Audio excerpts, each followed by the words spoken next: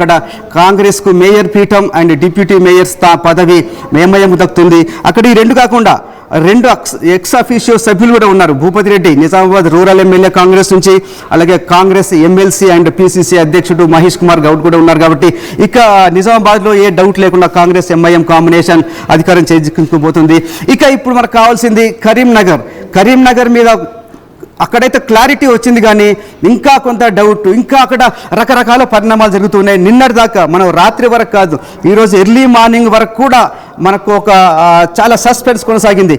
కాంగ్రెస్కు బీఆర్ఎస్ మద్దతు ఇస్తుంది, కానీ ఆ రకంగా కాంగ్రెస్కు మద్దతు ఇవ్వడం వల్ల ఒక రాంగ్ మెసేజ్ వెళ్తుంది.